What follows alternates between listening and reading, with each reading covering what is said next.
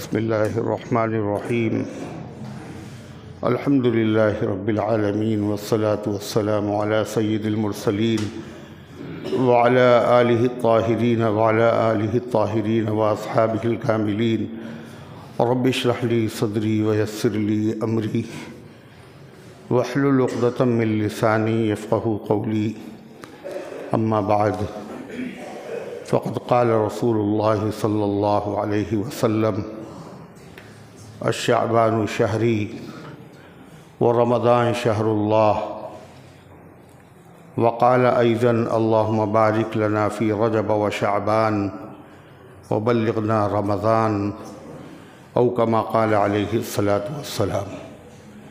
محترم حضرات، سامعین کرام، حاضرین مسجد، عزیزوں اور بزرگوں، یہ شعبان کا باعظمت مہینہ ہے اور تقریباً ختم ہونے والا ہے۔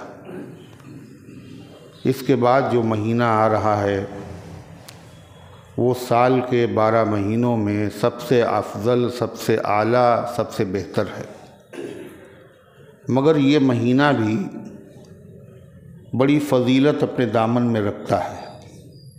اللہ کے رسول صلی اللہ علیہ وسلم نے اس کی فضیلت پر امت کو متنبہ کرنے کے لیے ارشاد فرمایا الشعبان شہری، شعبان کا مہینہ میرا مہینہ ہے۔ حالانکہ ہر مہینہ اللہ کا بنایا ہوا ہے، مگر نبی کریم علیہ السلام نے اس کی نسبت اپنی طرف فرمائی۔ ظاہر ہے جس چیز کی نسبت اللہ کے نبی کی طرف ہو جائے تو اس چیز میں عظمت اور بزرگی اور فضیلت پیدا ہو جاتی ہے۔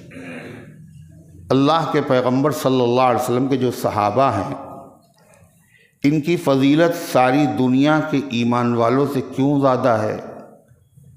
اس لیے کہ آپ نے فرمایا اصحابی، یہ میرے صحابہ ہیں۔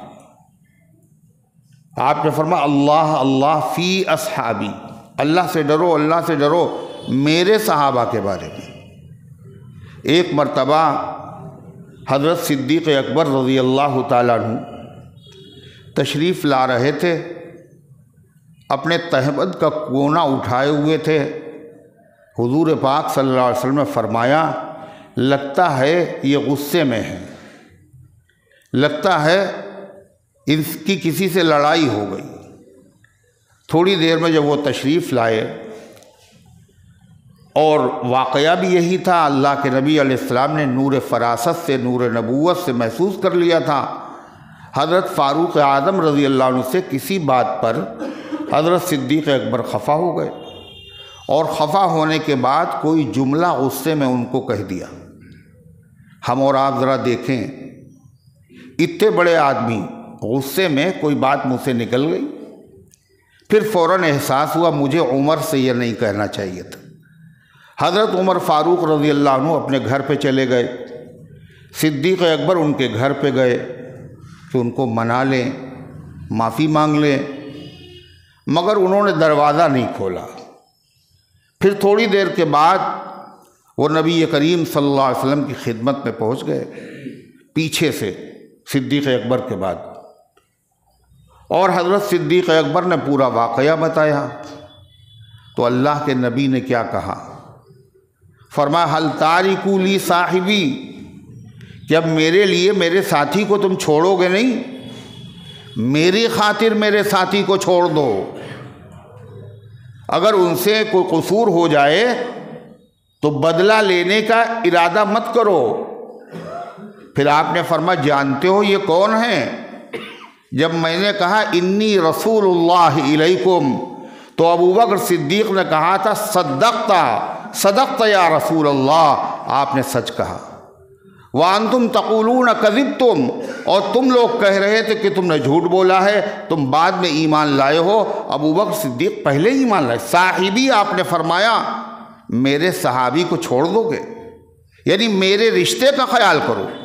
آپ صلی اللہ علیہ وسلم نے فرمایا جس نے صحابہ اور رشتہ داروں کے بارے میں میرا خیال کیا اللہ اس کا خیال کرے گا، اور جس نے میرے صحابہ اور میرے رشتہ داروں کے بارے میں میرا خیال نہیں کیا کہ یہ میرے ہیں تو اللہ تبارک و تعالی اس سے انتقام لے گا اور اللہ اس کو ذلیل اور رسوا کرے گا۔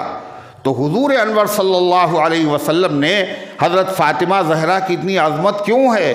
یہ نبی کی بیٹی۔ حضرات حسنین کریمین کا یہ درجہ کیوں ہے؟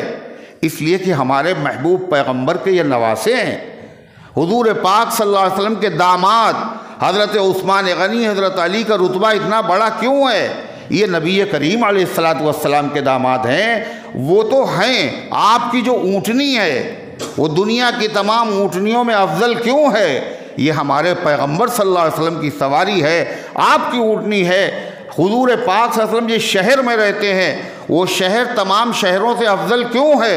فرمایا اس لیے کہ اس کی نسبت ہے جناب محمد الرسول اللہ صلی اللہ علیہ وسلم کی طرف۔ نسبت سے پتہ چلتا ہے، یہ چیز چھوٹی نہ سمجھنا، اس کو معمولی نہ سمجھنا۔ الشعبان شہری، شعبان میرا مہینہ۔ شعبان کے معنی ہیں پھیلنا۔ شعبان کو شعبان کیوں کہتے ہیں؟ اس مہینے میں اللہ کی برکتیں ہر چاروں طرف پھیل جاتی ہیں۔ یہ رمضان کا مقدمہ ہے، یہ رمضان کا دیباچہ ہے، یہ رمضان کی تمہید ہے۔ جب اس میں اتنی برکتیں ہیں تو سوچئے آنے والے مہینے میں کتنی برکتیں ہوں گی۔ ایک موقع پر حضرت عائشہ صدیقہ رضی اللہ عنہا راویہ ہیں اور حضرت اسامہ ابن زید بھی اس کے راوی ہیں۔ وہ فرماتے ہیں نبی کریم علیہ السلام نے فرمایا کہ رمضان کا مہینہ تو ہے فضیلت والا، اور رجب کا مہینہ بھی بڑا فضیلت والا ہے۔ عرب لوگ اس کا زمانہ جاہلیت میں بڑا احترام کرتے تھے اور ہے بھی اشہر حرم میں سے۔ آپ نے فرمایا مگر ایک مہینہ ایسا ہے جو رجب اور رمضان کے بیچ میں ہے۔ فرمایا یہ مہینہ ایسا ہے، اس کی فضیلت سے میری امت غافل ہے، اس کو پتہ ہی نہیں ہے کتنا فضیلت والا مہینہ۔ اگر معلوم ہو جائے تو اس مہینے کی فضیلت کو حاصل کرنے کے لیے ہر امتی بے چین اور بے قرار ہو جائے، احساس نہیں ہے۔ اس لیے آپ نے اپنی امت کو باخبر کرنے کے لیے بتایا اس مہینے کی بھی عظمت کا خیال کرو، اس کی برکت کا خیال کرو۔ اور یہی وجہ ہے حضور پاک صلی اللہ علیہ وسلم روزے رکھتے تھے۔ کون سے؟ نفلی روزے، بہت کثرت سے روزے آپ رکھا کرتے تھے۔ صحابہ کہتے ہیں ایسے روزے رکھتے تھے کبھی کبھی ایسا لگتا ہے اب پورے مہینے روزہ رکھیں، لیکن کبھی نہیں رکھتے تو ایسا لگتا تھا اس مہینے میں روزے ہی نہیں رکھیں گے۔ کثرت سے روزے رکھتے تھے۔ ہفتے میں ہر دوشنبے کو یعنی پیر والے دن اور جمعرات کے دن آپ روزہ رکھتے تھے۔ ہر مہینے میں 3 تاریخوں کو 13، 14، 15 چاند کے اعتبار سے 13، 14، 15 ان تاریخوں میں روزہ رکھتے تھے۔ ان کو کہتے ہیں ایام 20۔ ایام 20 مانے روشن۔ ان مہینوں کو ایام، ان دنوں کو ایام 20 کیوں؟ ان کی راتیں بڑی روشن ہوتی ہیں، ان میں چاند پورا ہوتا ہے 13، 14 اور 15 تاریخ۔ اور آپ نے یہ بھی فرمایا جس مسلمان نے مہینے میں یہ 3 روزے رکھ لیے گویا کہ اس نے پورے سال روزے رکھے۔ روزے کہے ہیں 3، مہینے میں دن کتنے ہوتے ہیں؟ 30، ہر مہینے میں 3 روزے، تو لکھا جائے گا اس نے پورے سال روزے رکھے، پوری زندگی روزے رکھے۔ کیوں؟ رمضان کے مہینے میں جو روزے ہیں 30 اور 1 نیکی 10 نیکی کے برابر ہے، تو 30 روزے کتنے ہو گئے؟ 300 روزوں کے برابر۔ ہر مہینے میں 3 روزے، 1 روزہ 10 روزے کے برابر، 3 روزے 30 ہو گئے، مہینے میں 30 دن ہوتے ہیں، تو اس طریقے سے اس نے 360 روزے رکھے۔ آپ بتائیے یہ اس امت کے ساتھ اللہ کی خاص رحمت کا معاملہ ہے۔ عمل تھوڑا ہے اور ثواب زیادہ ہے، یہ خاص اللہ کی عنایت ہے۔ اللہ تبارک و تعالیٰ نے اس امت کو سب سے آخر میں پیدا کیا، لیکن تمام امتوں سے اس کو افضل بنایا۔ اب اس کے بعد کوئی امت آنے والی نہیں۔ آپ نے فرمایا میری امت کے لوگوں کی عمریں زیادہ تر 60-70 سال کے درمیان میں ہیں۔ حضور نے فرمایا تھا بہت کم لوگ ایسے ہوں گے جو 100 کو پار کریں گے۔ یہ نبی کریم علیہ السلام کی حدیث کی صداقت اور سچائی ہم لوگوں کو آنکھوں سے دکھ رہی نہیں دکھ رہی؟ زیادہ تر لوگ 100 سال ہو کے مرتے ہیں نا، زیادہ تر لوگوں کا انتقال 100 سال کی عمر میں ہو رہا ہے، ایسا ہے؟ بہت کم ہوں گے جو 100 کو پار کریں گے، زیادہ تر ان کی عمریں 60-70 سال کے درمیان میں ہیں۔ صحابہ کے دل میں خیال ہوا پہلے نبیوں کی امتیں تو ان کی عمریں بڑی بڑی تھیں، اور اللہ کے نبی کی امت کی عمر کم ہے، تو عمر زیادہ ہوگی تو نیکیاں زیادہ ہوں گی، اور عمر کم ہوگی تو نیکیاں کم ہو جائیں گی۔ اللہ تعالیٰ نے فرمایا نہیں، تمہاری عمر ضرور کم ہے، تم میرے محبوب کی امت ہو، تمہارے تھوڑے سے وقت میں ہم تمہاری نیکیوں کو بڑھا دیں گے، کوئی کسی نبی کی امت تمہارے برابر نہیں پہنچ سکتے۔ ہم تمہاری مدد کریں گے، کیسے؟ زمان سے اور مکان سے۔ زمان سے اور مکان سے مطلب ہم تمہیں کچھ ایسی جگہیں عطا کریں گے جہاں نیکی تھوڑی ہوگی مگر بڑھ جائے گی۔ جیسے گھر میں نماز پڑھو گے 1 نماز کا ثواب، مسجد میں آ گئے تو جماعت سے 27 نمازوں، 1 نماز 27 نمازوں کے برابر لکھا جائے گا۔ جامع مسجد میں پڑھ لی تو 500 نمازوں کے برابر۔ اللہ نے توفیق دے دی، مسجد اقصیٰ پہنچ گئے۔ اللہ ہم سب کو پہنچائے مسجد اقصیٰ میں، بیت المقدس جو مسلمانوں کا قبلہ اول ہے۔ اگر وہاں کیا کہا حضرت سلیمان علیہ السلام نے بنانے کے بعد، اے اللہ ہم دعائیں تجھ سے مانگتا ہوں جو اس مسجد میں آ جائے اخلاص کے ساتھ، اے اللہ نکلنے سے پہلے اس کی مغفرت کر دینا۔ کتنے مبارک ہیں وہ لوگ جو وہاں نماز پڑھتے ہیں۔ تو مسجد اقصیٰ میں اگر وہی نماز پڑھ لیں تو فرمایا 1000 نمازوں کے برابر ثواب ملے گا۔ پڑھ رہا ہے 1 نماز، ثواب کتنا؟ 1000 نمازوں کے برابر۔ اللہ تعالیٰ اگر اسے توفیق دے دے اور پہنچا دے مدینہ طیبہ، اللہ ہم سب کو پہنچائے اور بار بار پہنچائے، وہ یہی نماز جمعے کی وہاں پڑھے گا، اور جو پڑھ رہے ہیں خوش نصیب لوگ تو فرما پڑھ رہے ہیں 1، مگر نامہ اعمال میں ان کے لکھی جائیں گی 50,000 نمازیں۔ کتنی؟ 50,000 نمازوں۔ پھر اللہ نے اپنے گھر میں بلا لیا، بیت اللہ حرم شریف میں، تو 1 نماز پڑھے گا مگر 1 نماز پر کتنا ثواب ملے گا؟ 1,00,000 نمازوں کے برابر۔ 1 قرآن پاک پڑھا 1,00,000 قرآن کے برابر۔ 1 ریال صدقہ کیا 1,00,000 ریال کے صدقہ کرنے کے برابر۔ یہ اللہ کی مدد ہے یا نہیں اس امت کے ساتھ؟ فرما مگر ہر آدمی کہاں بیت المقدس جا پائے گا؟ ہر آدمی کے نصیب میں کہاں ہے مدینہ طیبہ پہنچنا؟ جب مدینہ قریب ہوتا ہے دل کا عالم عجیب ہوتا ہے۔ جو مدینے پہنچ گیا اسلم وہ بڑا خوش نصیب ہوتا ہے۔ ہر آدمی کا مقدر نہیں مدینے جائے، ہر آدمی کے نصیب میں نہیں ہے حرم شریف پہنچے، تو وہ لوگ بھی اللہ تعالیٰ کے نبی کے امتی محروم نہیں رہیں گے۔ کہا تم اپنے گھر پہ رہو گے، ہم تمہیں کچھ قیمتی وقت عطا فرمائیں گے، اس وقت میں تم عبادت کرو گے، عبادت تھوڑی ہوگی مگر ثواب زیادہ۔ تمہیں کیا دے دیں گے ہم؟ بتائیے؟ شب برات دے دیں گے، 1 رات میں عبادت کرو گے تمہیں معاف کر دیں گے۔ تمہیں رمضان کا مہینہ دیں گے، رمضان کے مہینے میں نفل کا ثواب فرائض کے برابر اور فرض کا ثواب 70 فرائض کے برابر۔ تمہیں رمضان کا اخیر عشرہ دیں گے، تمہیں رمضان کے اخیر عشرے میں شب قدر کی رات دیں گے جو 1000 مہینوں سے افضل ہے۔ اللہ تعالیٰ کا خاص کرم ہے اس امت کے اوپر، اسی لیے فرمایا کنتم خیر امت اخرجت للناس، تم بہترین امت ہو، افضل امت ہو۔ کیوں افضل امت ہیں؟ یہ بات پیغمبروں کو بھی پہلے اللہ تعالیٰ نے بتائی تھی۔ جس طرح نبیوں میں تمام نبیوں سے افضل ہمارے آقا صلی اللہ علیہ وسلم ہے، اسی طرح امتوں میں سب سے افضل حضور پاک علیہ السلام کی امت ہے۔ اللہ تعالیٰ نے عیسیٰ علیہ السلام سے کہا عیسیٰ ہم ایک ایسی امت پیدا کریں گے جب اس کو تکلیفیں پہنچیں گی، مال کے اعتبار سے، مسجدوں کے اعتبار سے، عبادت خانوں کے اعتبار سے، دین کے اعتبار سے، دنیا کے اعتبار سے، تو وہ لوگ تکلیف میں کیا کہیں گے؟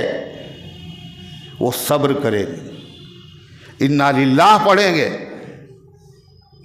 اور فرمایا جب ہم انہیں فتح عطا کریں گے، نصرت عطا کریں گے، اچھے حالات عطا کریں گے، تو وہ آپے سے باہر نہیں ہوں گے بلکہ ہمارا شکر ادا کریں گے، حالانکہ نہ ان میں علم ہوگا نہ ان میں حلم ہوگا۔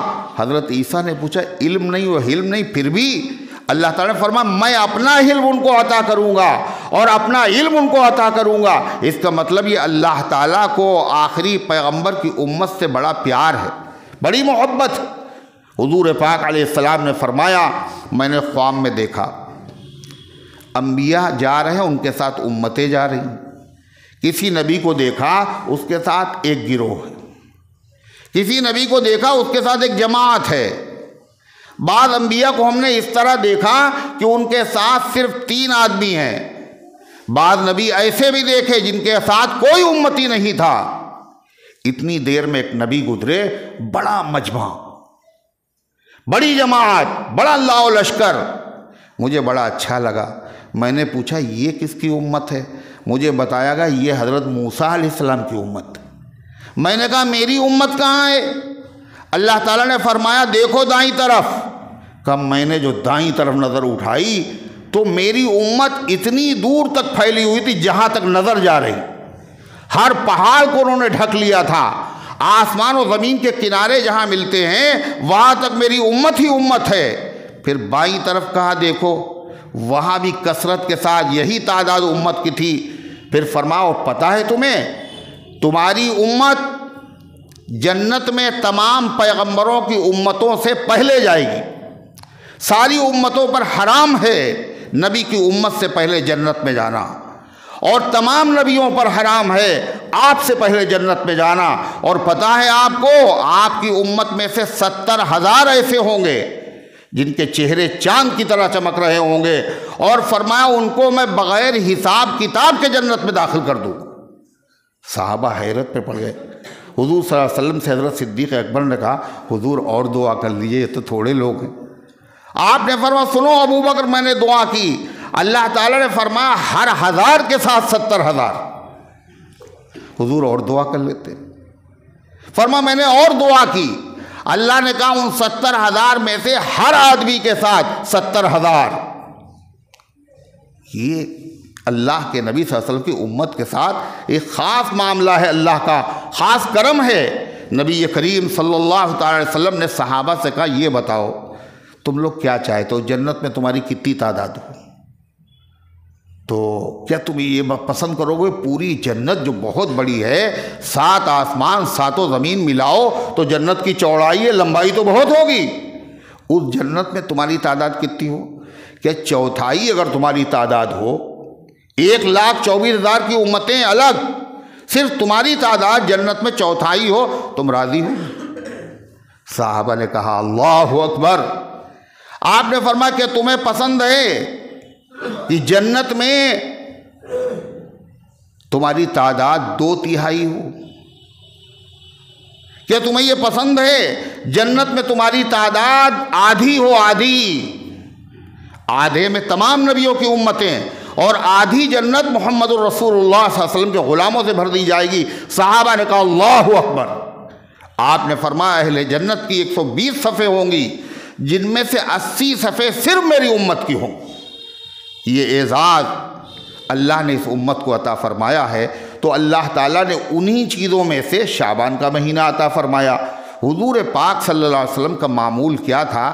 تو آپ صلی اللہ علیہ وسلم اس مہینے میں روزے رکھتے تھے، اتنے روزے نفلی روزے کسی اور مہینے میں نہیں رکھتے تھے، اس مہینے میں سب سے زیادہ۔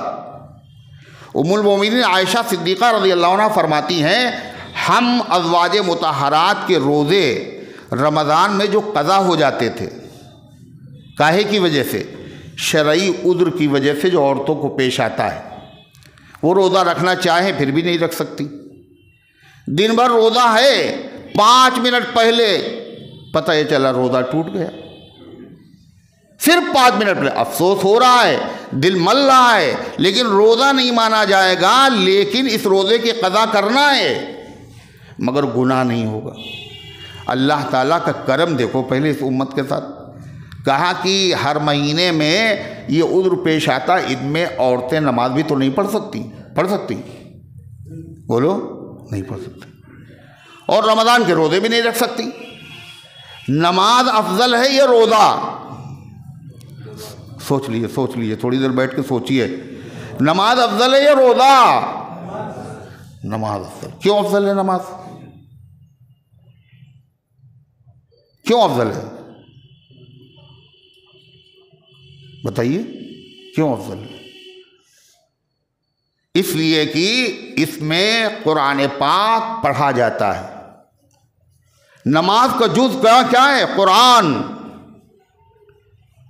روزے میں قرآن پڑھنا ضروری نہیں، اگر ایک آیت بھی نہ پڑھو تو روزہ ہوگا نہیں ہوگا؟ ہو جائے۔ زکوٰۃ کا جز قرآن نہیں ہے، زکوٰۃ غریب کو دے دو، قرآن پڑھنا تھوڑی ضروری۔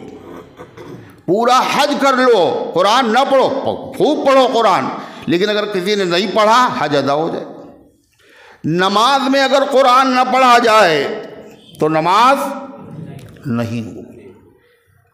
قرآن افضل ہے، یہ نماز کا جز ہے، اور یہ عزت والی کتاب ہے۔ نماز میں کہاں پڑھا جائے گا قرآن؟ نماز میں سجدہ بھی ہے، رکوع بھی ہے، جلسہ بھی ہے، قیام بھی ہے۔ قرآن کب پڑھا جائے گا؟ قیام میں پڑھا جائے گا۔ اگر چھوٹ گیا، رکوع کر دیا امام نے، اب کہ رکوع میں قرآن پڑھنے کی اجازت نہیں ہے، سجدے میں قرآن پڑھنے کی اجازت نہیں ہے، یہ قرآن کی توقیر اور تعظیم کے خلاف ہے، حالت قیام ہی میں قرآن کو پڑھنا ہے۔ تو نماز افضل ہے کس سے؟ روزے سے، زکوٰۃ سے، حج سے۔ مگر عجیب بات ہے، عورتوں کو ہر مہینے یہ عذر پیش آتا ہے، وہ نماز نہیں پڑھ سکتی ہیں، مگر شریعت میں ان نمازوں کی قضا ہے یا نہیں ہے؟ ارے ہے یا نہیں ہے؟ کل پتہ ہی نہیں ہے یا نہیں، یہی نہیں معلوم۔ گھر والیاں ہیں بیچاری، اور پتہ ہی نہیں وہ نماز پڑھتی۔ ہر مہینے جو شرعی عذر پیش آیا اس میں وہ نماز پڑھنے کی پوزیشن میں نہیں ہے، نماز ان کی قضا ہو جاتی ہے۔ اس نماز کو بعد میں قضا کرنا ان پر فرض ہے یا نہیں ہے؟ دیکھیے آپ، یہ عالم ہے مسائل کا، یہ ایسے مسئلے نہیں ہیں جو کبھی کبھی پیش آتے ہوں، ہر گھر میں پیش آتے۔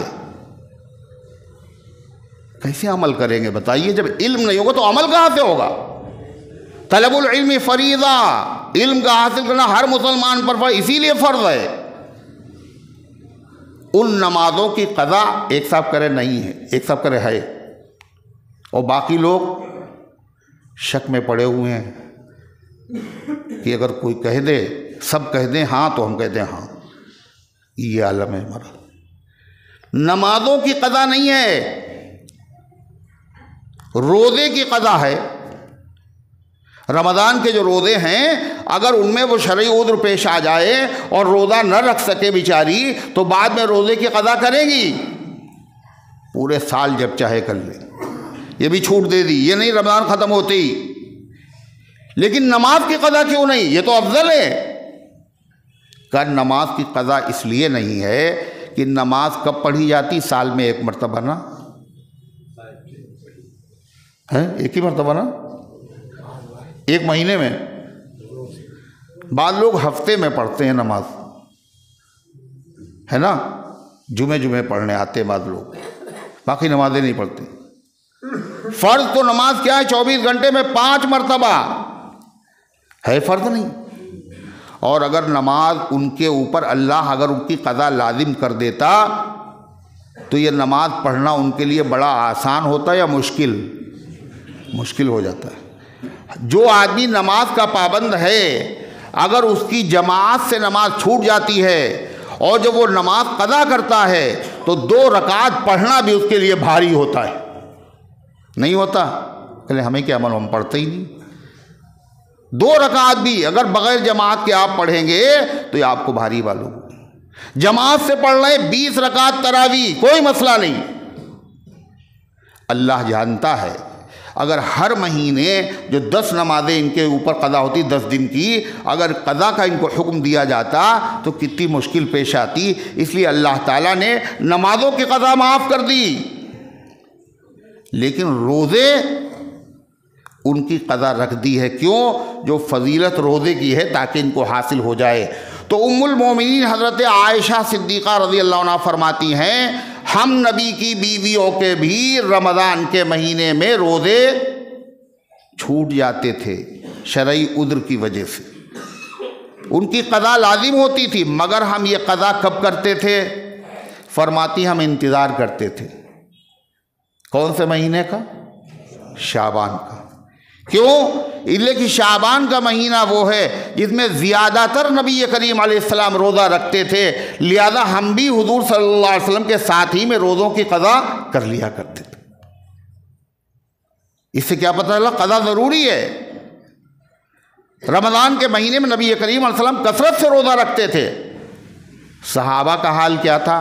جب کوئی بات دیکھتے تھے حضور کی عام دنوں میں کچھ ہے اور یہ نئی بات ہے تو صحابہ پوچھ لیتے تھے حضور ایسا کیوں؟ یہ ان کا صدقہ ہے کہ نبی نے سے پوچھا، آپ نے بتا دیا، امت کو معلوم ہو گیا.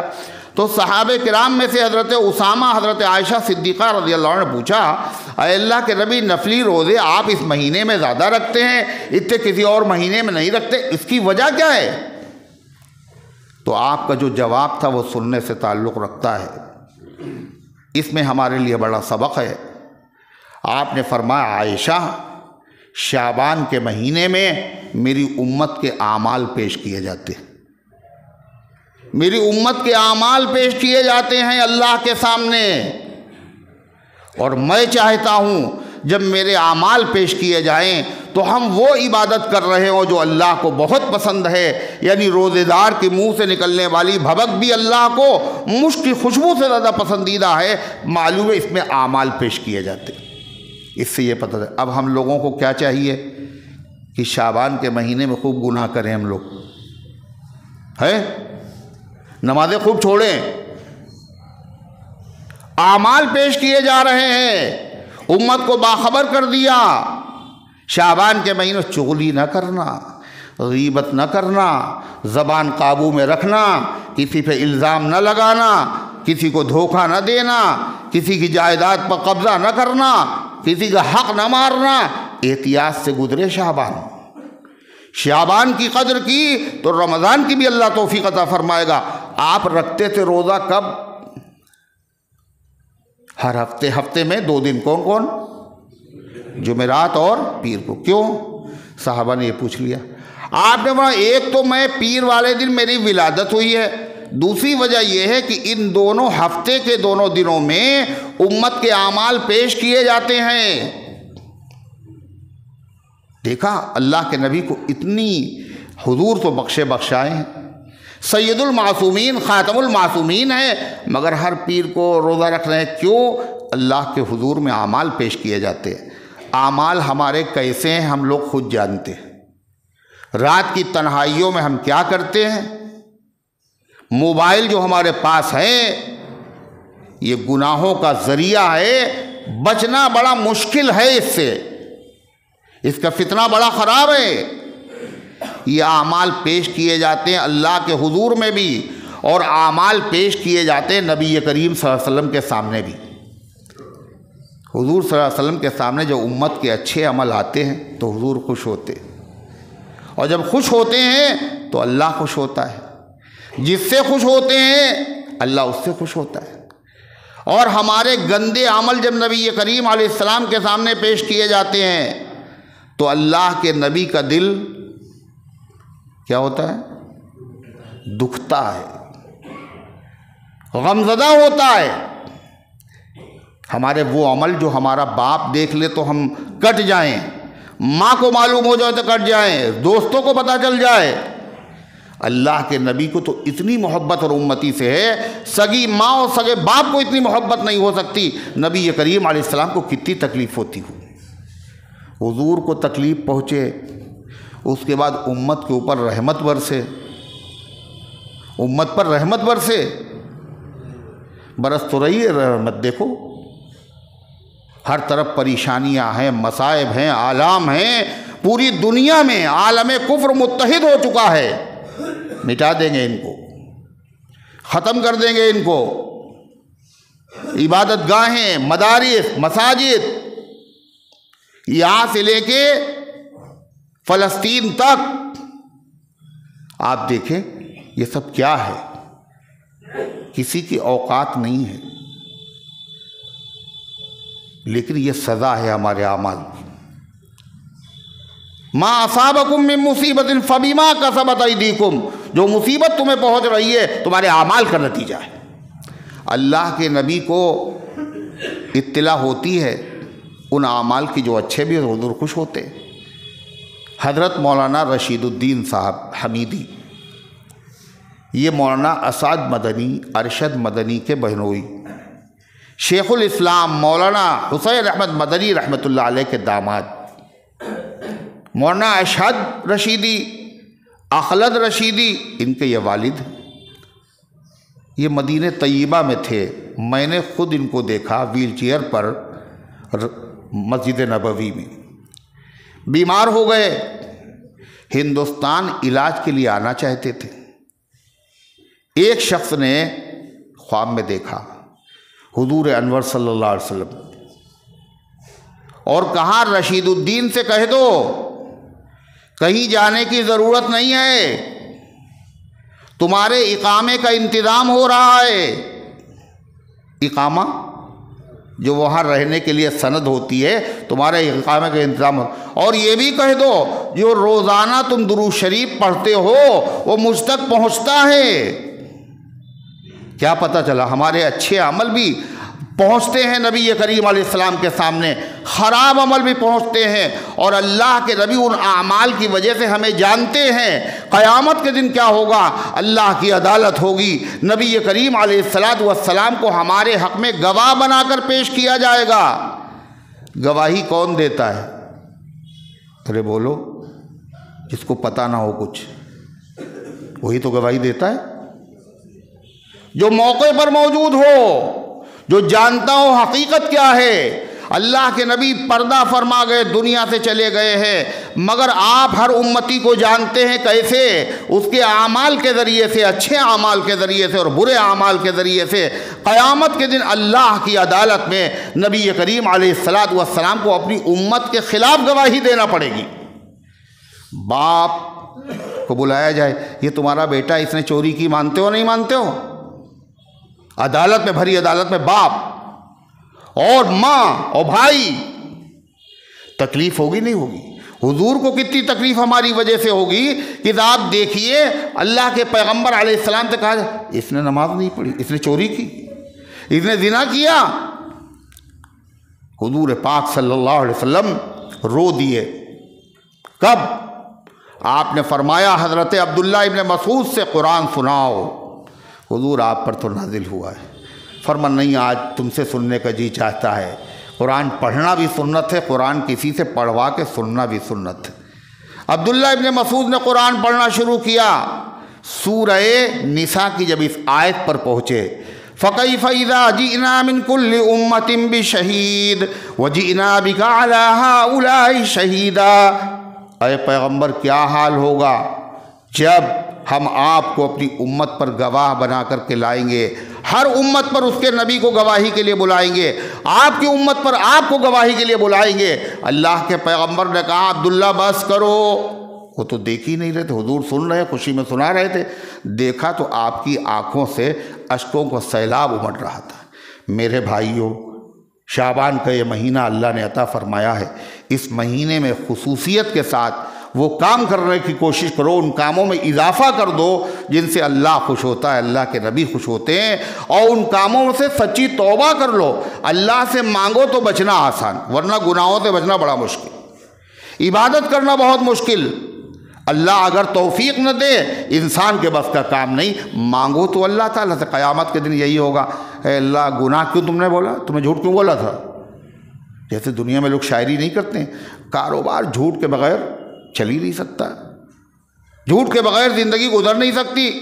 اللہ تعالیٰ کہے گا تم نے ہم سے مدد مانگی تھی، جب جھوٹ کے بغیر گزارنا مشکل تھا تم نے ہم سے مدد مانگی تھی۔ ارے تمہارے لیے مشکل تھا، ہمارے لیے مشکل تو نہیں تھا، مدد تو مانگتے۔